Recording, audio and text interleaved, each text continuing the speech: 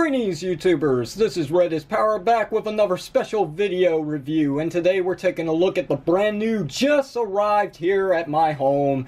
It is none other than the ThunderCats Classic 6-inch Pumyra action figure.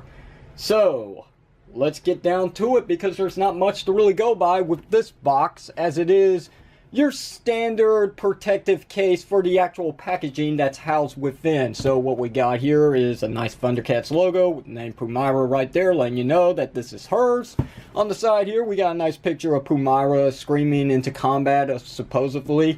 Onto the back here, not much going on here. It's basically like Star Wars The Black Series packaging. It's not really important, but yes, I'm going to go through all the details. So here on this side, we got a nice picture of the ThunderCats lair, and that about takes care of this. So let's put this away. And let's bring in the actual packaging that was housed within. Bring this down just a little bit so you can see everything here. Yep. Kind of crooked. There we go. Anyway, yeah, excuse me, I got a cold, so if I start sniffing, you understand why. So, anyway, yeah, it's your standard ThunderCats Classic packaging from Mattel Collector. It's got lino down here, getting sight beyond sight from the Sword of Omens, which does look pretty epic. You got your bubble container for the figure and all the weapons and accessories that this figure comes with. It says Adult Collector right here, even though I keep missing. My hand is fidgety. On this side here, we got a very nice picture of Pumyra. Wow, just wow, smoking hot. On this side here, we've got ThunderCats right there. We got Pumyra's text in yellow, which is nice. And on the back here, we got that screaming picture of her again with a brief bio, which I'll bring it up to the camera so you can get a good glimpse at that. Pause the viewer if you so choose, so we can move on. And there you go. So that's going to take care of the packaging. Let's bring in the action figure, and here she is, and I need to get down some more. Get down. So, yeah. She looks good. Like all the other classic ThunderCats action figures from Mattel Collector, the paint job is pretty good, except for a few areas, which we'll get to, I promise you. We'll get to. So, to start things off, let's go ahead and take a good look at Pumyra. So yeah, she looks really good, really nice. There's a lot of skin showing, but it was the times, right? So yeah, it's pretty good design. I really don't know much about this Pumyra, as I am not affiliated with the original ThunderCats cartoon. I don't know how many more times I gotta say that, but hey, I will take time to look into it eventually. So anyway, as you can see, this belt here is loose fitting. It doesn't stay in place at all. It just goes all around. It's got, I'm guessing this is like some kind of cattail or something. So yeah, you got this going on here. And you know, as a matter of fact, I think this is actually one of her accessories just in storage mode. So it wraps around her waist, but when she's using it, she basically has it like this with a couple of pellets or something like that that she just whips around. So like a ripcord or whipcord, something like that. I think that's actually the name of it on the packaging. Yes, it is. Yes, it very much is. Yes, I'm cheating. Big deal.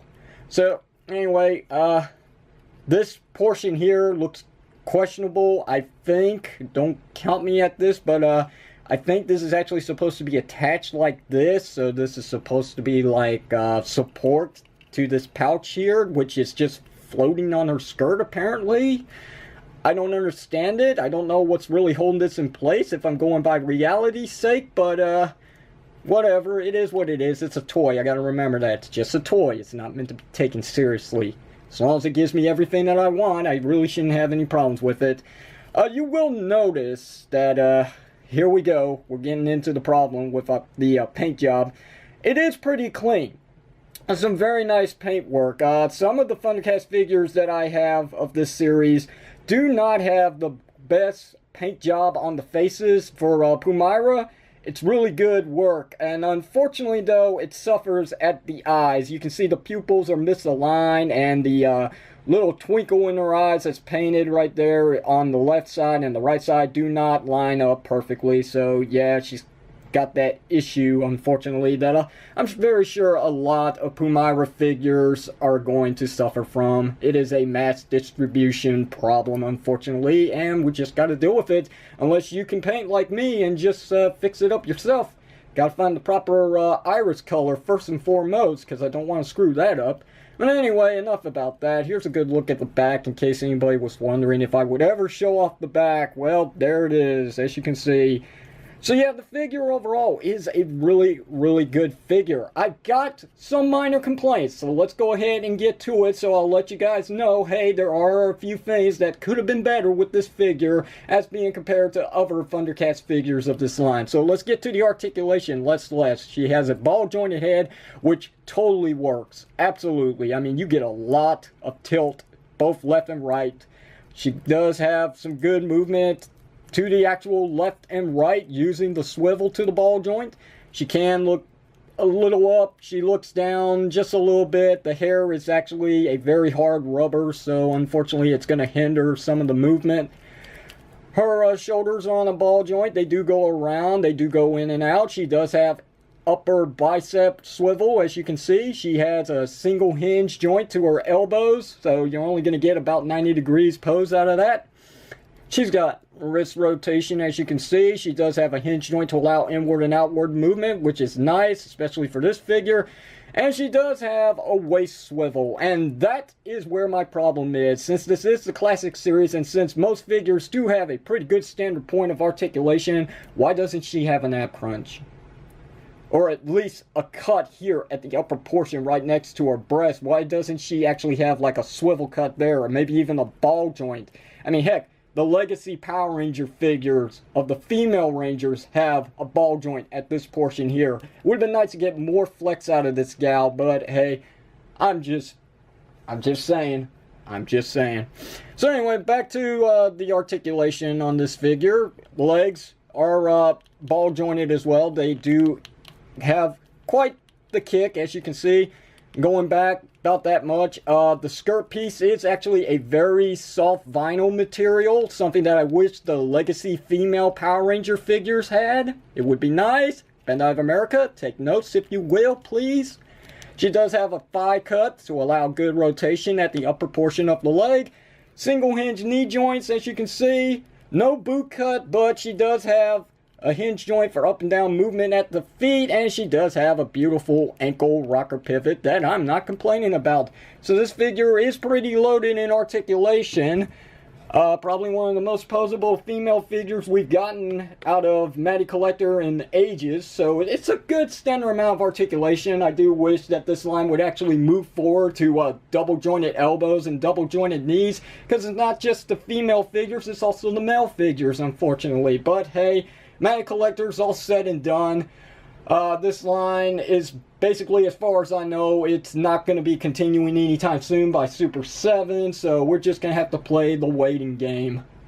Anyway, let's get to her accessories. As you did see, she does actually have this whip cord that, you know, basically it's right there, but if you wanted to, you can actually put it in her hands. That's actually posed in a thumbs up position, but she's not going to hold it too well. So that's why she comes with, excuse me one second, she comes with additional hands. Having said that though, as you will notice, her left hand here is actually posed in that same thumbs up position. Not really going to work for the weapons. And this hand, which is an extra right hand, unfortunately does not have an open grip area for holding the weapon. So this is completely useless. I mean, yeah, it could be used to punching the Jackalman in the gut if you wanted to, because it is a balled up fist, or maybe punch him in the face if she can reach. Oh, we're going to get to that in just a moment. Yeah, that's already a dead giveaway at another complaint I got. But, yeah, I mean, not much to it. All you simply do is just pop out the hand and then replace it with this hand, and yeah, there you go. But again, she doesn't really have any hands that can actually hold the weapons good. I can try. I haven't really tried yet with this left thumbs up hand, but it does look like it does have a better closing position on it. But this might be a little tricky to get her hands to hold this weapon, because it is pretty tight. Oh, there we go. Nope, Nope, it just came right back out. Now, this isn't going to work at all. I mean, yeah, sure, if you don't mess with the figure, she'll hold it just fine, even though it does look weird. And there it goes. Oh, boy. Yeah, so there's that. Another accessory she has is this, like, throwing ninja star of doom, which is lacking on the paint. As you can see, it's not really a good job. I mean, it is just a shot of red in the center off of a dull gray plastic material, and unfortunately it's pretty dang sloppy, at least on this portion. On the front portion, not so bad, but I think maybe this actually holds in the hand a lot better. As you can see, she holds it just fine here, so yeah, left-handed, not a big issue with me. And the last accessory that she comes with is this thing, and I have no idea what exactly this is. Maybe it's a piece to a staff or something. I don't know. I mean, you could leave it down below in the comment section of this video and give me some knowledge about what the heck this is. Again, I am not for certain about things with the original ThunderCats cartoon, so I have no idea what it is. My apologies. I know I'm going to get a lot of hate for this, but yes, she can hold it just fine. Just fine. So there you got that.